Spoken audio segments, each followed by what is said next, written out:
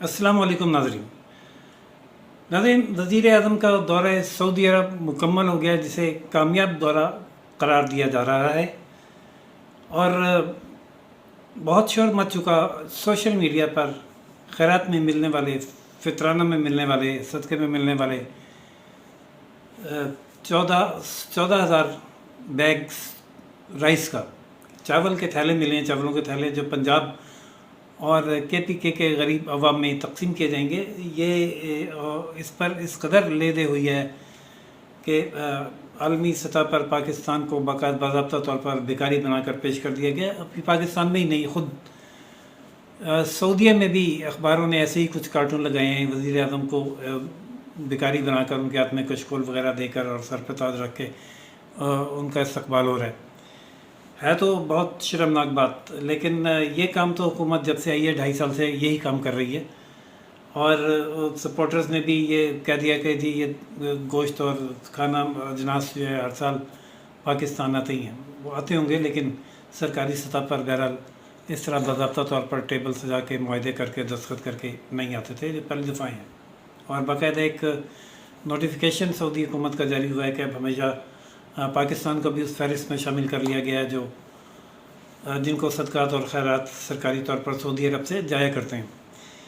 ये तो एक पहलू है। लेकिन आपको मालूम है नाज़रीन, पाकिस्तान में जो बड़े बड़े काम होते हैं वो खुफिया होते हैं और चंद लोग ऊपर बैठे हुए 2-4 लोग अंदर खाने फैसले कर लेते हैं। अवाम को भनक भी नहीं पड़ती और पता उस वक्त चलता है जब काम हो चुका होता है, पानी सर से या पुलों के नीचे से गुजर चुका होता है। फिर ना जरूरत होती है पार्लिमान को पूछने की और ना अवाम को। जो आवाज़ उठाए वो कहलाता है गद्दार। वो चाहे फ़ैसला हो एक फ़ोन कॉल पर पाकिस्तान को अमेरिका के रहम करम पर छोड़ देने का और पाकिस्तान को दहशतगर्दी की जंग में झोंक देने का,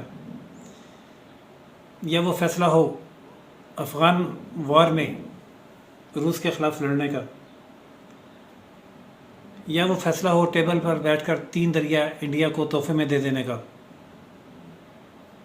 या वो फ़ैसला हो ये नैरेटिव जारी करने का कि कश्मीर हमारे पास था ही कब, हम तो बस 2 जुमे रेड जोन में एक टांग पे खड़े होंगे और फिर उसके बाद पौधा लगा के साइड में हो जाएंगे, या वो फ़ैसला हो ये ऐलान करने का कि सियाचिन पे तो घास भी नहीं होती। खिचड़ी अब भी कुछ पक रही है।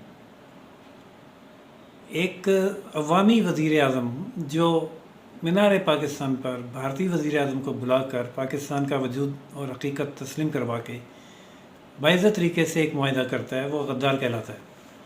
उसको हमारे फ़ौजी सरबराह सल्यूट भी नहीं करते और उसको सबोटैच करने के लिए कारगर में छलांग भी दे मारते हैं हुकूमत की इजाज़त से या इजाज़त के बगैर। ये एक अलग बहस तलब मौजू है और नाकाम होते हैं और पाकिस्तान की आलमी सुबकी का सबब बनते हैं। ये तो था माजी। लेकिन अब क्या चल रहा है? अब ये चल रहा है कि फ़ैसले सरेआम क्या पार्लिमान में भी नहीं हो रहे, पार्लिमान क्या वज़ीर आज़म हाउस और GHQ में बैठकर भी नहीं हो रहे। फ़ैसले कहीं बाहर, मुल्क से बाहर, दूसरे मुल्क, दुश्मन मुल्क के वज़रा के साथ, आर्मी चीफ के साथ खुफिया मुलाकातों में हो रहे।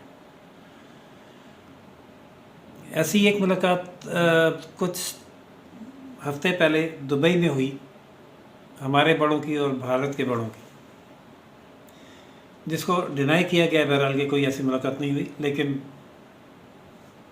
बहुत से ज़राए इस बात की तस्दीक कर रहे हैं कि हुई। और फिर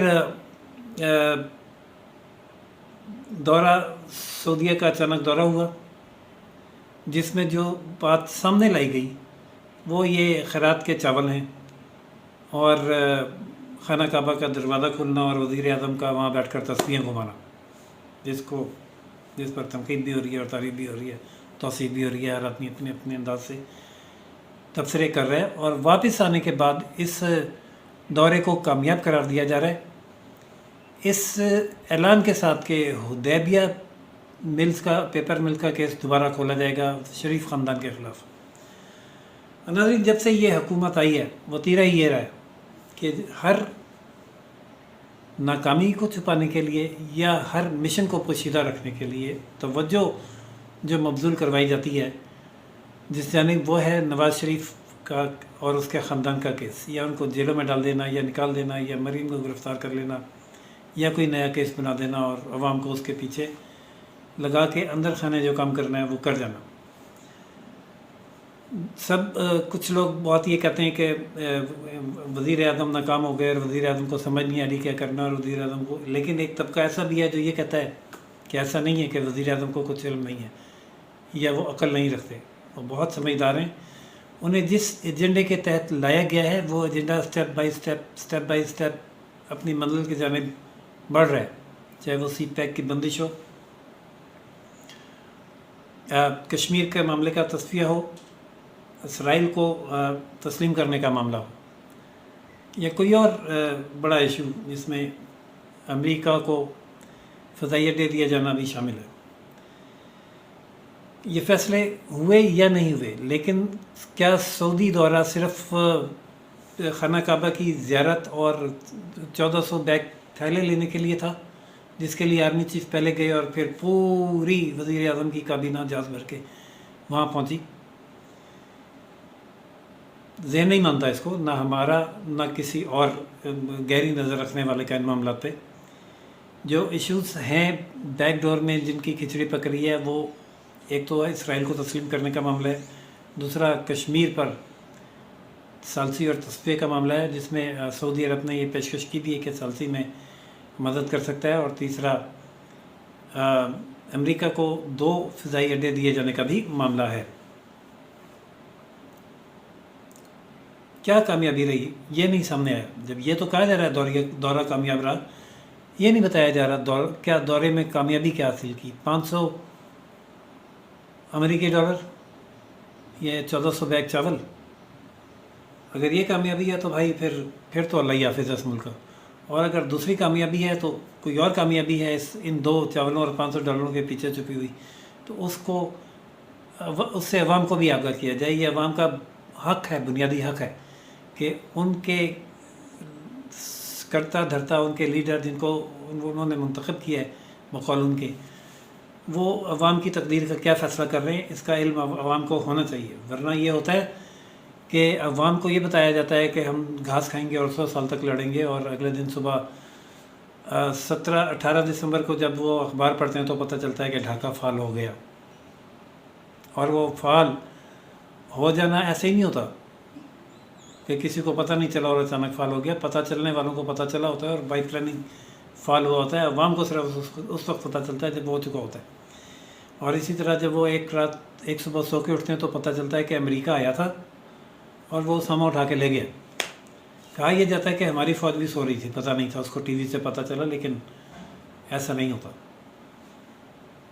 یہ صرف عوام کو بتایا جاتا ہے، اور عوام کو بتایا جاتا ہے کہ 1400 بیگ تھیلے مل گئے اور 500 ڈالر بھی آ رہے ہیں۔ اب ہم حدیبیہ پیپر مل کیس کھولیں گے تاکہ اس ملک کے لوٹنے والوں کو بچ کے نہ جانے دیا جائے، اور ایک مافیاز کے خلاف یہ جنگ ہے جس کو ہم لڑ رہے ہیں، اور اس کے بعد جلد نیا پاکستان سامنے آنے والا ہے۔ دیکھ لیتے ہیں ناظرین وہ کیا نیا پاکستان سامنے آنا ہے اگلے چند دنوں میں یا چند سالوں میں۔